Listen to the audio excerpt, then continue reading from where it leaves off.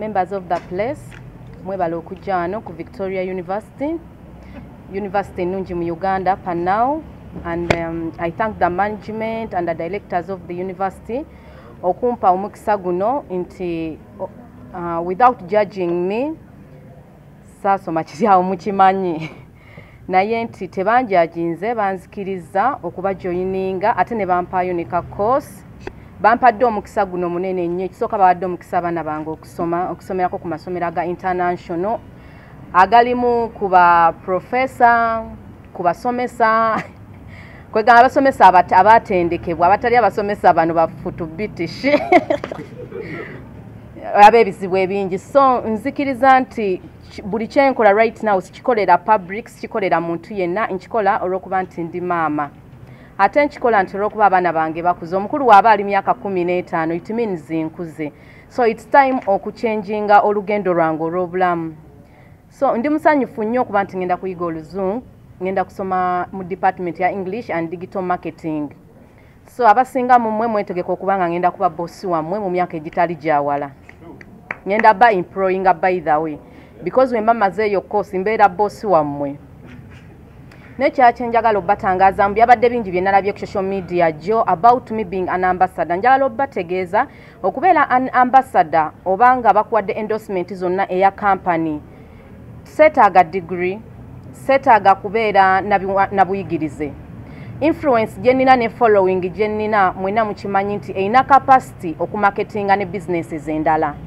so ekyo tekyabadde kipya nnyo it's about influencing ne following babosi abalala aba company okuyisaawo ekyabwe but here on Victoria University ndi student waabwe n'abaana bange ba student baabwe so opportunity eyo buli omu ajagala when nali mu P7 nga ntula Piero iwa P7 muyingo ye yampa basale so ebintu bigoberera bya busika in heritage kati n'abaana bange basikidde omukisa guno nange nensikira omukisa guno kituufu muyingo yampeera nasomera senior 1 ku Uganda Matters College Sonde nasomera bwerere so kya mukisa nnyo enagaye mama wange n'agamba ebintu bigoberera kati ne Jona agenda somera ku Kampala parents mujimanyi so gwa mukisa gwamanyi nnyo nti omwana wange alina wajjo tuuka era njagala n'omwana wange abeere bosi wammwe so tulina okusoma tulina okukyusa Uganda ate n'ekirala nga nze namuyimbwa gomanyi nga bad black nvaayo kubanga njagala abantu bakyuke we change tetugenda kubeera ano olw'okuba ate about my past is past tetuliving am past yaffe nemere mu past nti nali mugagga nafunako $1 million 4 nezigwawo nemeraawo no nina okuyimuka because I'm a strong woman and it's time okwekuŋŋaanya nga nze black ndabe what is the best for me sikikolera gwe sikikolera muntu yenna nkikolera nze n'abaana bange sikikolera n'abasajja bange by the way it's me I want to change my life so nina okusoma njagala next time we musanga nga have a office nina branch so to ebintu byekiyaye byonna I think it's time ntandise okuva mu youth ntandise okuva mu age y'aba youth so it means ngenda fuuka mukyala I'm 32 and I want to be a proud mother njagala at least even my children we banaasangawo all my past bajjaga but our mother she was one of the strongest women in the world you're trying to change she tried everything so this is what me it's a new me tewali kintu kyonna kiri behind it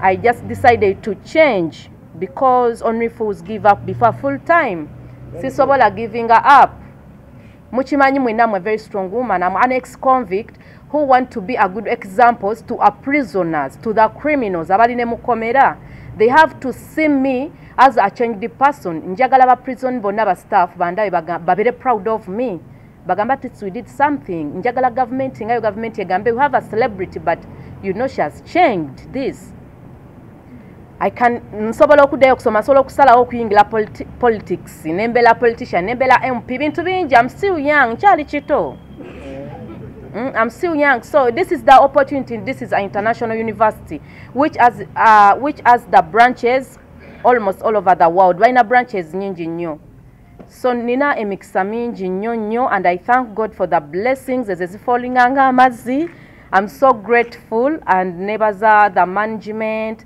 the directors and everyone for Victoria University not to criticize or you know or not to criticize you know, not to judge. They didn't judge me because eranga waba wadenze embeera ne Matthew 7 nga tonna judginga muntu soko kebera akasekera akakuli kuliso. You don't have right to judge me. So ebyo bye bijja okuba ebigambo byange. About my past is my past. Being a prostitute, it wasn't a choice, and I call upon them for a change. You have a chance to change. No wadengo chali mobala, you a prostitute, you still have a change. That is not a decision you do by yourself. Prostitute, it's not a, being a prostitute, it's not a choice. Mbokera kumachano gamba, no, let me go in the band, I start selling my body. It's difficult, challenges. I don't want you to drive me emotion. This so kind person, by the way. Muchimanyi. I'm so kind. So chembadde mbagamba mbu kyekyo njagala basingle mothers nabo babeere bagumu. Chances are there, but buli kimu kikola ng'otaddemu amaanyi. So byebyo. So about my past biki, all the wars I have in media, me, I'm a very nice person, and the problem with me, I don't let someone to bully me. Bullying eyo chancellor nkola bubi because nakulira Muslims. Ate ntobye nnyo kati omuntu wavayo nambulinga and people want to put me down. This is not Shanta. So sometimes mbadde nga lulinga nwana back because I'm not educated. This time I'm not going to fight back. I'm well educated. I'm representing something special. So no any war, no anything which is not necessary.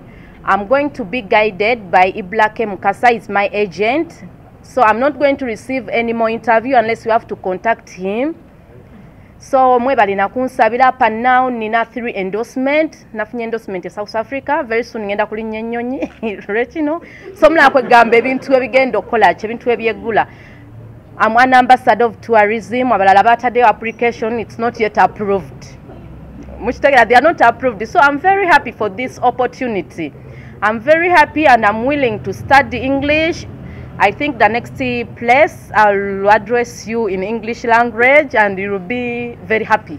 For the first time when I speak English, you'll be very happy, and it's correct English. Yeah, not naga. So thank you so much. Please kindly reach this message to the public. I'm reaching a message no eri single mothers, you can change. I'm reaching a message no eri street girls to change. You can rehabilitate yourself. Rehabilitation we bachiyita.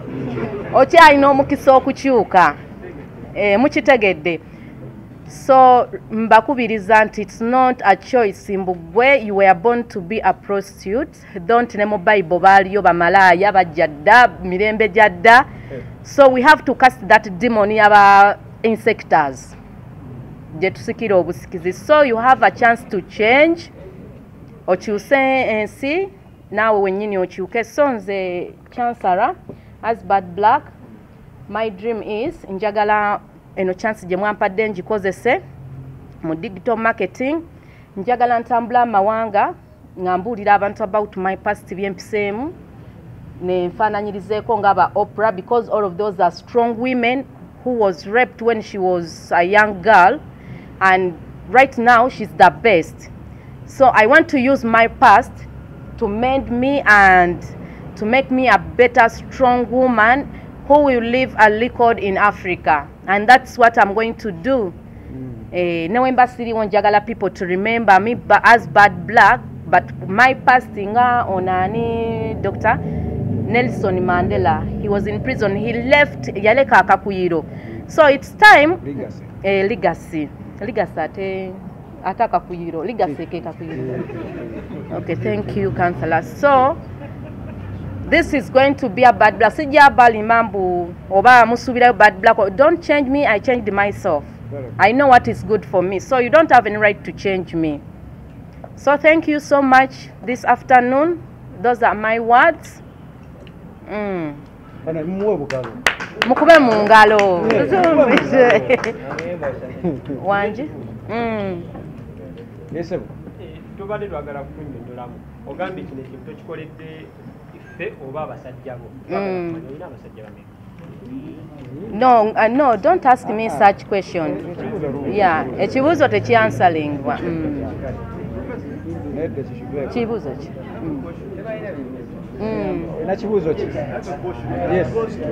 Yes.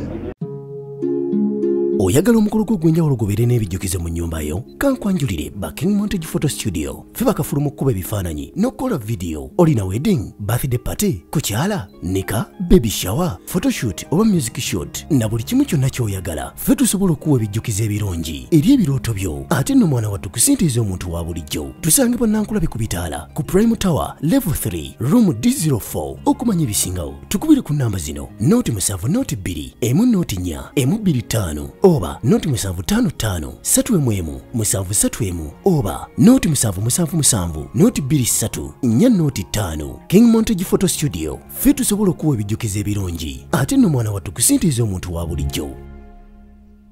Look at Shanita in isolation of the world. She's a human being like me, like you. Did I tell you that I'm not going to sin tomorrow? No. I'm a human being. I can sin anytime, like you can sin anytime, like every Ugandan can. The question is, the most important thing is, am I willing to know that I have sinned, I have repented, I have asked for forgiveness, and I am moving on with life? You know, life is a journey. We are going to meet so many stumbling blocks. Question is, how do you jump them? Yes. She's not convincing media here, journalists. No, she's making you understand who she is today, and she hopes she will continue growing like that, and she's going to work hard. And let me even take this opportunity to tell you that educators are like parents. You have children, you send them to the school, and you pray that the teachers who spend with them 8 hours, 9, will take good care of them. We will continue supporting her journey to be a better person. That is what educators do. But we can't really give up on someone who is working hard to be a better person. She has categorically told you that she's using her past to mend her future, to mend herself. She has told you that she's calling upon all other street girls, the prostitutes, to quit that behavior and change and become better people. She has told you that she's leaving her past behind. Right? Ebintu by'ekiyaya agambye takyabikola ki? Takyabyagala. She's a new Shanita. Please take that and be happy for her. Thank you. Sigenda kurushinga. I'm not rushing anything because netaga guidance starting from education. Nina okusooka okumaliriza before I start. Kubanga I'm not going to address anyone in local language. Buli omu tategera local language. So right now nganze bad black. Ngenda kusooka nkwateko kimu. Sisobola kukozesa mikono ebiri. Ngenda kusooka mbakeko kimu nkimalirize. So ebisigadde bijja kujja. Oyagala omukolo gw'enjawulo gubeere n'ebijjukize mu nnyumba yo kankwanjulire ba King Montage Photo Studio fe bakafulu mu kkuba ebifaananyi n'okukola video olina wedding birthday party kukyala nika baby shower photoshoot oba music shoot na buli kimu kyonna ky'oyagala fe tusobola okuwa ebijjukize ebirungi eri ebirooto byo ate nno mwana wattu kusintiiza omuntu wa bulijjo tusangibwa Nankulabi ku Bitaala ku Prime Tower level 3 room D04 okumanya ebisingawo tukubire ku namba zino noti 7 noti 2 emu noti 4 emu 25 oba noti 755 3 731 oba noti 777 noti 23 4 noti 5 King Montage Photo Studio fe tusobola okuwa ebijjukize ebirungi ate nno mwana wattu kusintiiza omuntu wa bulijjo.